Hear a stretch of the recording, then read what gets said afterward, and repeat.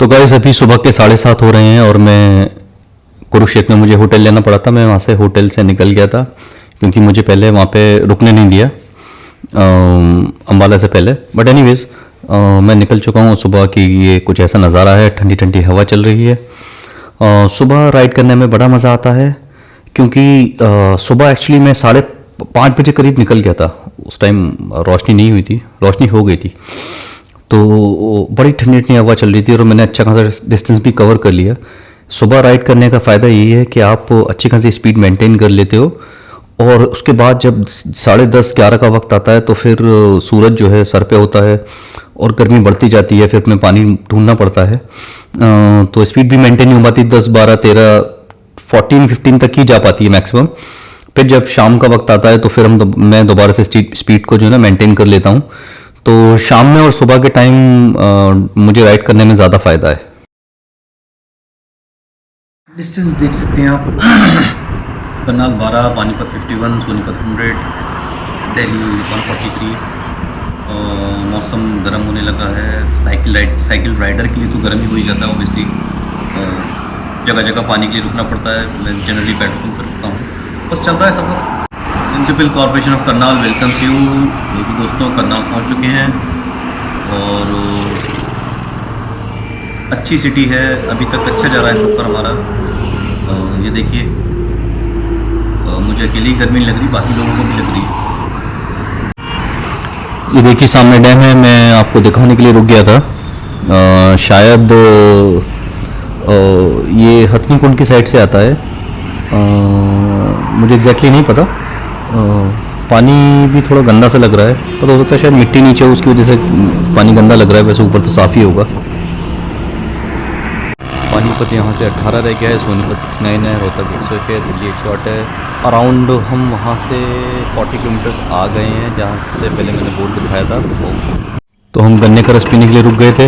ये देखिए, इतनी गर्मी में ये गन्ने का रस एकदम ज़बरदस्त लगेगा। लास्ट ठंडा ठंडा गन्ने का रस, मीठा मीठा, इसको पीते ही तरोताज़ा हो गए और आगे का सफ़र हम ऐसे ही जारी रखेंगे।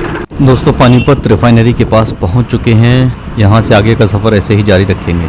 पानीपत से निकल के सामलखा के पास मैंने लंच किया। 4, 4:30 बज गए थे और अब सनसेट हो रहा है। तो कैमरे में तो उतना हसीन नहीं लग रहा है, बट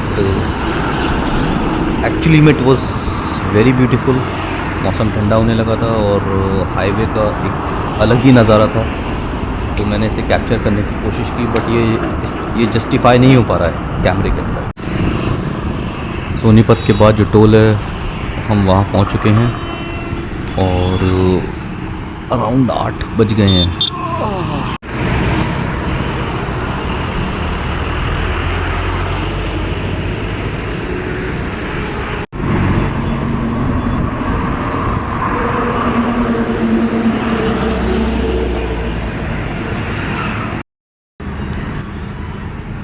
दोस्तों मैं कश्मीर से लौट रहा था तो रास्ते में मैं चाय पीने के लिए रुक गया। दिल्ली बॉर्डर से पहले मैं दिल्ली कुंडली में आ गया हूँ। ये मैंने यहाँ चाय पी है। ये 24/7 एक ढाबा है, बहुत अच्छी चाय है। ये सूर्य बैंक्वेट हॉल और इस साइड में टीडेल मॉल है जो उसके जस्ट बिल्कुल बाजू में है। यहाँ पे कुछ लोग हैं, ये आइए इनसे बात करते हैं।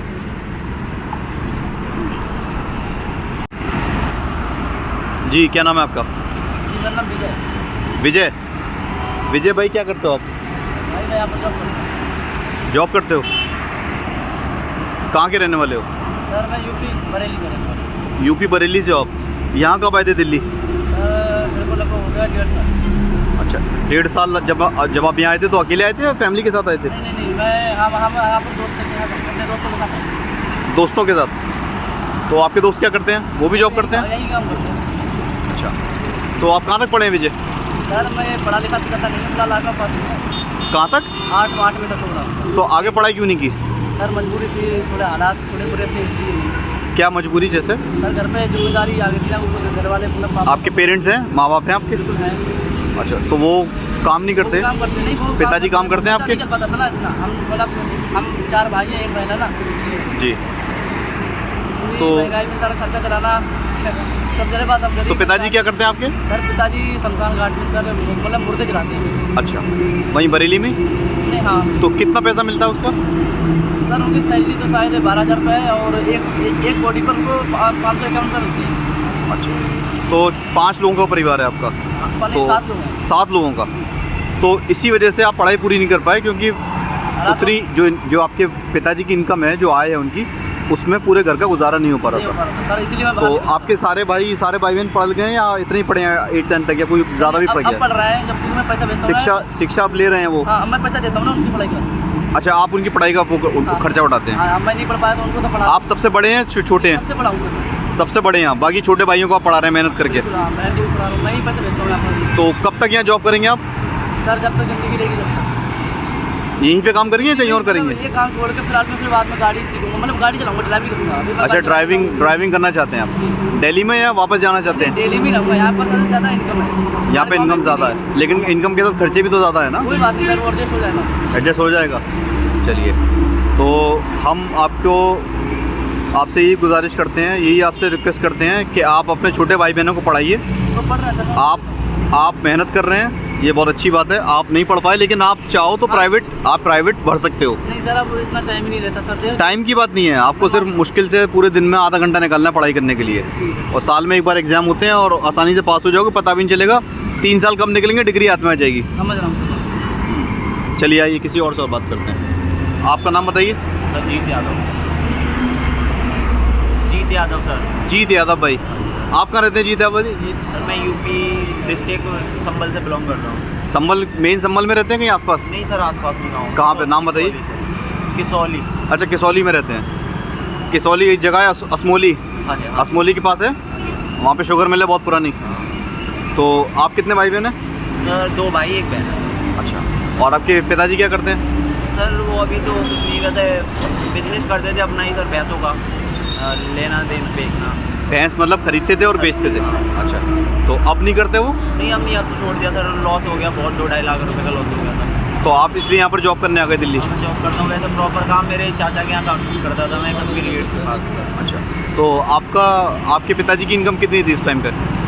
महीने में कितना कमा लिया करते थे? सही कमा लेते थे पहले तो। और आपने शिक्षा कहाँ तक ली है, कहाँ तक पढ़े हैं आप? 12th किए। 12th के बाद पढ़ाई नहीं की? क्यों? सर घर की प्रॉब्लम की वजह से छोड़ दिया था। घर की प्रॉब्लम तो देखो सबके साथ है, चाहे कितना बड़ा कोई भी बंदा हो ना, कितना भी पैसे वाला हो, उसके साथ प्रॉब्लम तो है। अगर पढ़ाई नहीं करोगे, आप यहाँ कब तक नौकरी करोगे, आप मुझे बताओ। शिक्षा तो हर हाल में ज़रूरी है। 2-2.5 महीने तो सर। आप जॉब कर रहे हो, कोई बात नहीं है, बहुत अच्छी बात है, परिवार को सपोर्ट कर रहे हो, मगर उससे बड़ी बात यह है कि आप प्राइवेट में कहीं एग्ज़ाम एनरोल करा लीजिए, कहीं एडमिशन ले लीजिए, और साथ ही साथ आप पढ़ाई भी करिए, जिससे आप घर में सबसे बड़े हैं, सबसे छोटे हैं? तो बड़ा भाई है, वो क्या करते हैं? उनकी शादी होगी, वो जॉब करते हैं। और बहन की भी शादी हो गई? नहीं अभी नहीं हुआ। अच्छा, उनकी शादी आपको करवानी है, आप ही करवाओगे या वो दोनों भाई मिलके करवाएंगे? हम सब सब मिलके करवाएंगे। चलो ये बहुत अच्छी बात है। तो बहन की शादी, बहन ने कहाँ तक पढ़ाई की है? बहन ने सर 12th की, सर बहन ने 12th करी हुई है। चलिए, आपकी बहन को अच्छा वर मिले, हम मनोकाम दुआ करते हैं। और दूसरा ये कि आप भी पढ़ाई करिए। कब तक आप अपनी ज़िंदगी यहाँ पे गुजारेंगे? जब आप एक बार डिग्री आ जाएगी ना, तो आपको सबको बताते में भी अच्छा लगेगा, और आगे आपकी जॉब भी और अच्छी लग सकती है।